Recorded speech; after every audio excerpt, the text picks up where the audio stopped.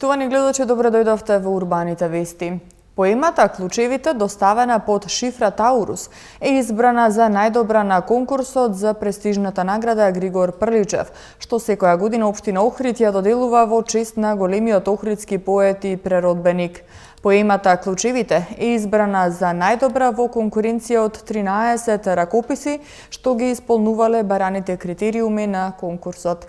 Со оваа информација ги започнуваме вестите, а и ве што ќе гледате во нив. Исполнет капацитетот на Институтот за белодробни заболувања Козле. Министерството за здравство информира регистрирани 1739 заболени од грип, 2 нови случаја на морбили. Конференција за институционална транспарентност, отчетност и интегритет. Проекти за млади и чиста животна средина во буџетот на општина Карпош за 2018 година. Капацитетот на Институтот за белодробни заболувања Козле исполнет до последното легло. Во моментов сите деца се во стабилна состојба, а докторите препорачуваат зголемен внес на витамини и протеини во детската исхрана, како и престој на чист воздух.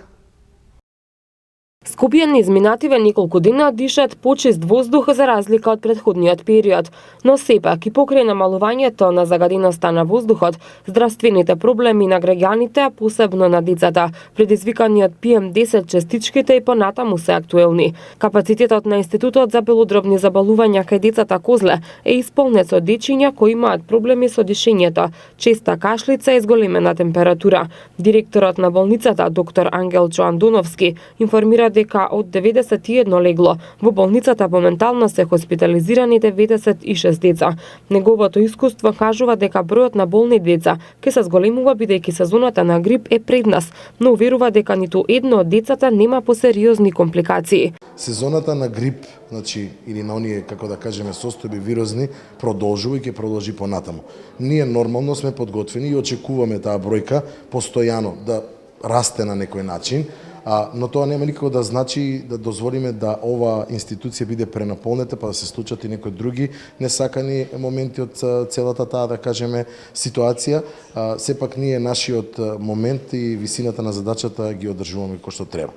Секако дека треба да знаеме дека престојнава сезона е сезона на вируси, можеме и да го очекуваме и грипот. Нормално, самото присуство на дечињата во затворени средини и во училиштата и во оние нормално, како да кажам, места каде што имаме повеќе народ и собирање, циркулираат вирусите.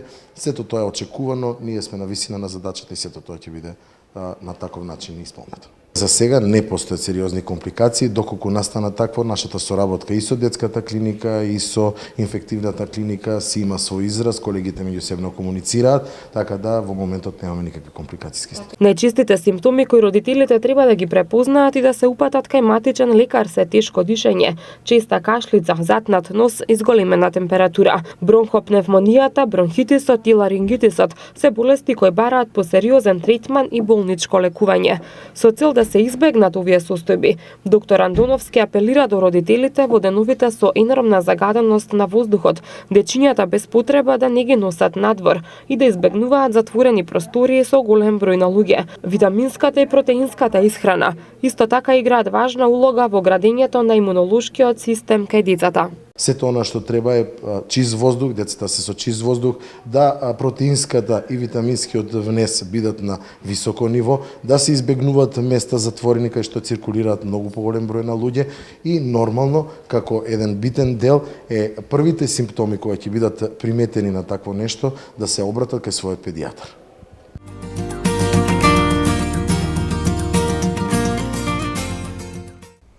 Исто така од Министерството за здравство информира дека во моментов се регистрирани 1739 случаи на заболени од грип, а очекуваат оваа бројка да се зголеми во следниот период.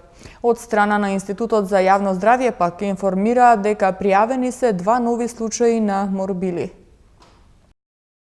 Комисијата за заразни болести при Министерството за здравство констатира дека грипот се уште е со ниска активност. Во моментов се регистрирани 1739 случаи на заболени од грип и се очекува зголемување на активноста во следниот период. Од Министерството соопштија дека Државниот санитарен и здравствен инспекторат испратил решенија до сите средни и основни училишта за преземање мерки за темелно чистење и за дезинфекција на училишните простории, обезбедување средства за лична хигиена, како и редовно следење на отсутноста на децата од наставата. Комисијата за заразни болести ја разгледала и состојбата со морбили. Пријавени се 2 нови случаи на морбили од страна на Институтот за јавно здравје. Станува збор за дете на 6-месечна возраст, кое заради возраста се уште не е вакцинирано и е во добра општа состојба. Вториот случај е маж на 40 годишна возраст, вакциниран со 1 доза на вакцина, кој бил само амбулантски прегледен и пуштен на домашно лекување. За двата случаи не постои податок за епидемиолошка поврзаност, како и податок за контакт со заболен од морбили.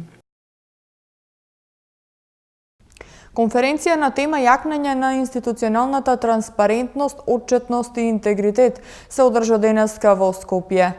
Конференцијата е во рамки на истоимениот проект, поддржана од страна на Канадскиот фонд за локална иницијатива и има за цел да ги поддржи институциите на јавниот сектор на национално и локално ниво, граѓанскиот сектор и медиумите во Република Македонија. Сдруженијето обучувачи на јавна администрација со поддршка на Канадскиот фонд за локални иницијативи го спроведува проектот Јакнење на институционалната транспарентност, отчетност и интегритет, кој има за цел да им помогне на институциите на централно ниво во нивните напори насочени кон јакнење на владењето на правото, зајакнување на интегритетот и довербата меѓу граѓаните. Целта на активностите во рамки на проектот е да се поддржат институциите во нивните напори за јакнење на транспарентноста во процесот на донесување на одлуки и ефикасноста на услугите, преку стратегии и активности, кои ќе ги вклучат идеите и предлозите и на граѓанскиот сектор, а кои директно ќе одговорат и на потребите и реалните можности на институциите. Политичкиот советник од амбасадата на Канада вели дека владата е заинтересирана за реформи во јавниот сектор. Канадската амбасада даде поддршка на овој проект и тоа е со цел да се заекне транспарентноста и интегритетот во јавната администрација во Македонија. Јасно е од реформските чекори кои што ги презема владата, дека владата е заинтересирана за реформи и посебно и во јавниот сектор. Ова истражување има за цел токму да се идентификуваат областите за кои што е потребна реформата и со тоа да се помогне и во јавната дебата во таа насока. Истражувањето беше спроведено телефонски 1125 испитаници и беа опфатени сите 8 статистички региони. За нивото на доверба во работењето на јавните институции во Македонија, анализата покажува дека повеќе од половина од испитаниците имаат доверба во работата на институциите, а 1/3 пак имаат целосна недоверба. Бавна и неквалитетна услуга, корумпираност на институциите и нееднаква транспарентност на различни институции се најчестите причини кај незадоволните граѓани.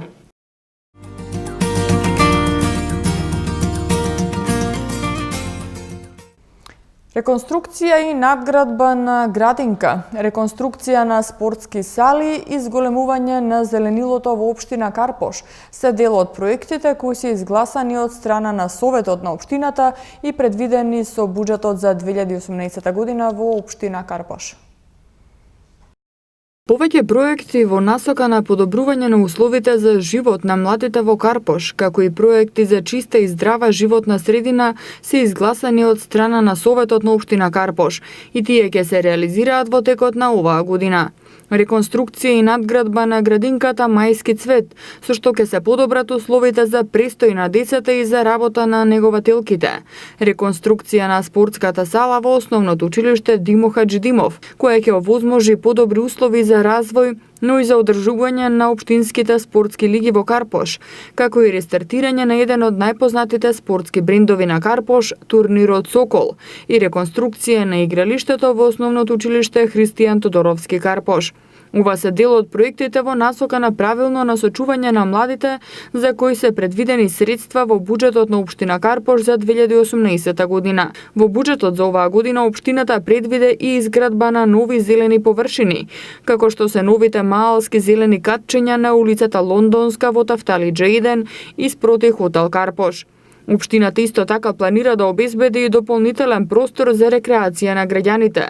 За таа цел планирана изградба на нов парк во Карпош 4, со кој кејот на Вардар ќе биде поубав и позелен. Општина Карпош оваа година планира да започне да го решава и проблемот со паркирањето, со изградба на повеќе екомонтажни платформи во повеќе населбини из општината.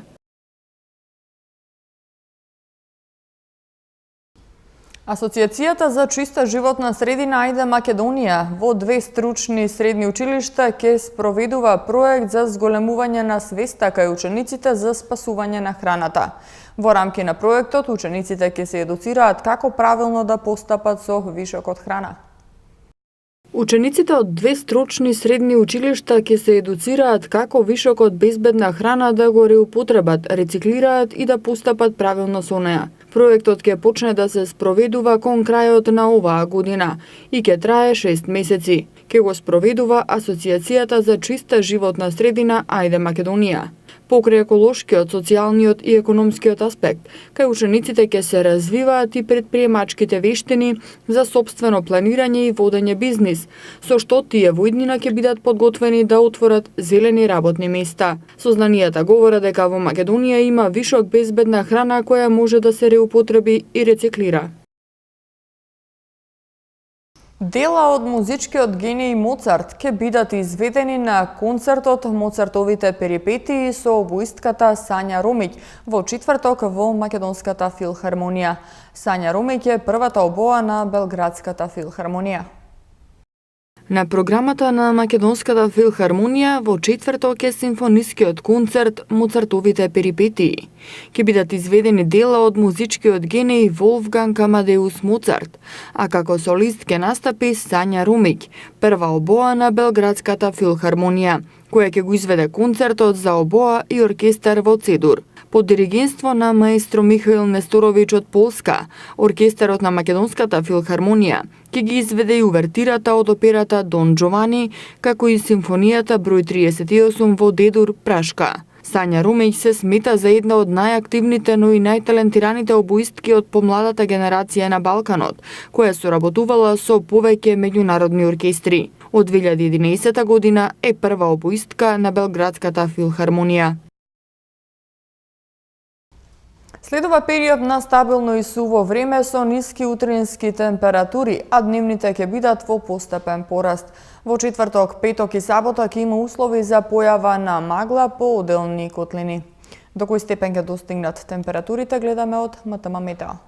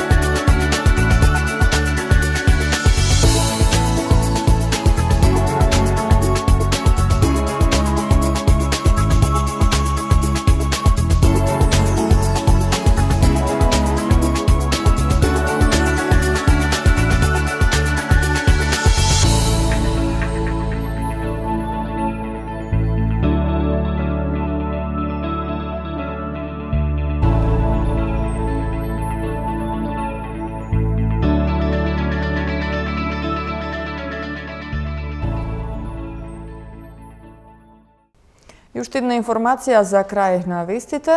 Дел од корисниците од улицата Арсени Јовков, Сремски фронт, Ѓорче Петров и Мечкин Камен во општина Ѓорче Петров утре од 8:30 до 14:30 часот ќе останат без електрична енергија поради закажани технички зафати во дистрибутивната електромрежа. Тука е крајот на вестите. Ви благодариме на вниманието. Повеќе информации можете да најдете на нашата веб страна mtm.mk. Имајте пријатна вечер.